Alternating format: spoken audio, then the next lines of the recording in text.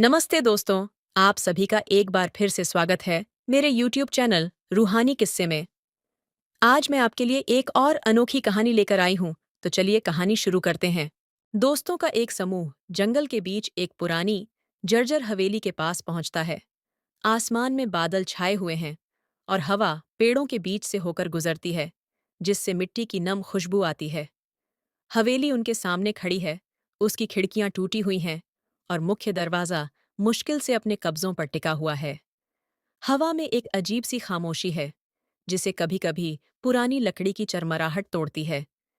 जैसे ही वे हवेली के करीब आते हैं, जमीन उनके पैरों के नीचे चरमराने लगती है और एक भयावह भावना उन पर हावी होने लगती है।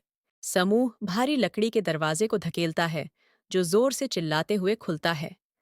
अंदर हवेली में अंधेरा है, केवल कुछ ही किरणें गंदी टूटी खिड़कियों से छनकर अंदर आ रही हैं। हवा में धूल तैर रही है और कोनों में मकड़ी के जाले फैले हुए हैं। जैसे ही वे अंदर कदम रखते हैं, लकड़ी की फर्श चरमराने लगती है। हवा ठंडी है और सन्नाटा भयानक है।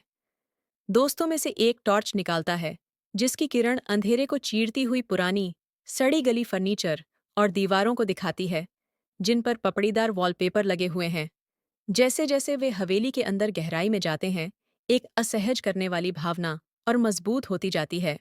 जैसे ही समूह हवेली की खोज करता है, वे एक पुराने अलंकृत बुकशेल्फ के पास आते हैं। उनमें से एक जिज्ञासा से भरा हुआ उसे छूने के लिए हाथ बढ़ाता है। जैसे ही वह ऐसा करता है, बुकशेल्फ चरमराता है और खिसक कर पीछे एक छिपा हुआ दरवाजा प्रकट करता है। दरवाजा छोटा है और उस पर खरोंच के निशान हैं, जैसे कुछ ने बेतहाशा बाहर निकलने की कोशिश की हो। समूह के सदस्य एक दूसरे की तरफ घबराई हुई नजरों से देखते हैं, लेकिन दरवाजा खोलने का फैसला करते हैं। जैसे ही वे दरवाजा खोलते हैं, एक ठंडी हवा का झोंका आता है और दूर से एक धीमी, अस्पष्ट फुसफुसाहट सुनाई देती है। छिपे हुए दरवाजे के पीछे एक संकरी, घुमावदार सीढ़ी है, जो अंधेरे में नीचे की ओर जाती है। दीवारें गीली और खाई से ढकी हुई हैं और हवा में फफूंदी और सड़न की गंध फैली हुई है। समूह हिचकिचाता है, लेकिन जिज्ञासा और डर के मिश्रण से प्रेरित होकर नीचे उतरने का फैसला करता है। जैसे जैसे वे सीढ़ियों से नीचे उतरते हैं, टॉर्च की रोशनी झिलमिलाने लगती है। प्रत्येक कदम जोर से गूंजता है और हर कदम के साथ तापमान और गिरता जाता है। फुसफुसाहटें अब तेज हो गई हैं, जैसे कोई उन्हें गहरे अंधेरे में बुला रहा हो। सीढ़ियों के नीचे समूह खुद को एक बड़े भूमिगत कक्ष में पाता है। दीवारों पर अजीब प्राचीन प्रतीक उकेरे हुए हैं और कमरे के केंद्र में एक पत्थर की वेदी है, जिस पर सूखा हुआ खून लगा हुआ है। हवा में एक जबरदस्त भय का एहसास फैला हुआ है। अचानक तापमान और गिरता है और फुसफुसाहटें इतनी तेज हो जाती हैं कि वे दोस्तों के सिर में गूंजने लगती हैं, जिससे वे समझ नहीं पाते।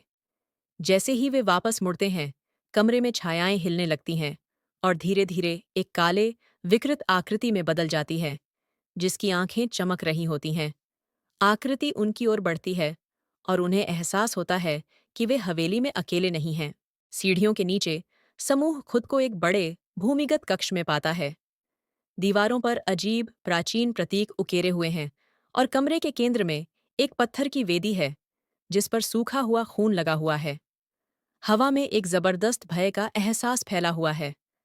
अचानक तापमान और गिरता है और फुसफुसाहटें इतनी तेज हो जाती हैं कि वे दोस्तों के सिर में गूंजने लगती हैं, जिससे वे समझ नहीं पाते। जैसे ही वे वापस मुड़ते हैं, कमरे में छायाएं हिलने लगती हैं और धीरे-धीरे एक काले, विकृत आकृति में बदल जाती है, जिसकी आंखें चमक रही होती हैं। आकृति उनकी ओर बढ़ती है और उन्हें एहसास होता है कि वे हवेली में अकेले नहीं हैं। डर से जमे हुए समूह के सदस्यों में से एक सबसे पहले हिलता है। वह चिल्लाते हुए अपने दोस्तों को जगाता है और वे सभी तेजी से पलटकर सीढ़ियों की ओर दौड़ पड़ते हैं। लेकिन जैसे ही वे भागने की कोशिश करते हैं, वह काली आकृति हवा में घुल मिलकर उनके चारों ओर तेजी से बढ़ने लगती है। वे घबराहट में अंधेरे में एक दूसरे से टकराते हैं और दीवारों पर उकेरे गए प्रतीक अचानक से लाल रंग में चमकने लगते हैं। वातावरण में एक जोरदार धमाके की आवाज गूंजती है, जैसे हवेली खुद उनकी मुसीबतों का मजाक उड़ा रही हो।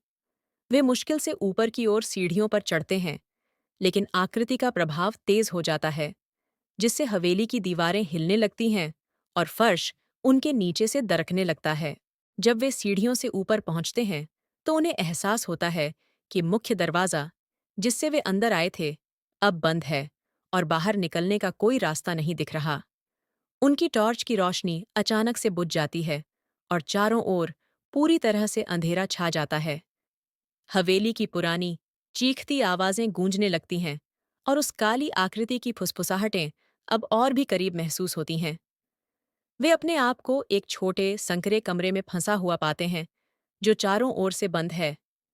अब वे इस हवेली की काली सच्चाई के सामने खड़े हैं, एक ऐसा प्राचीन श्राप जो उन्हें एक-एक करके निगलने के लिए तैयार है।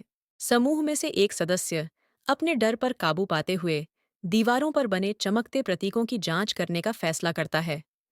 उसे एहसास होता है कि ये प्रतीक शायद किसी प्राचीन रिवाज का हिस्सा हैं, जो इस श्राप को सक्रिय या निष्क्रिय करने के लिए उपयोग किए गए होंगे।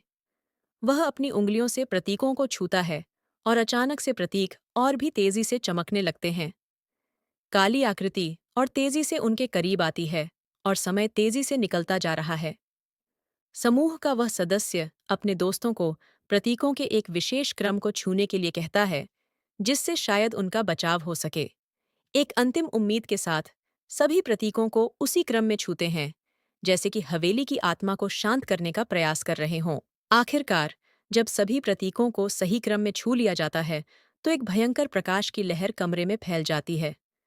वह काली आकृति एक तेज चीख के साथ हवा में बिखर जाती है और हवेली अचानक शांत हो जाती है। प्रतीक धीरे धीरे अपनी चमक खो देते हैं और कमरे में रोशनी वापस आ जाती है। दरवाजा खुल जाता है और समूह बाहर की ओर भागता है, हवा में ताजगी और स्वतंत्रता की भावना महसूस करते हुए। बाहर निकलने के बाद वे एक दूसरे की ओर देखते हैं, ये जानते हुए कि उन्होंने एक खतरनाक अनुभव का सामना किया है, लेकिन अब वे सुरक्षित हैं।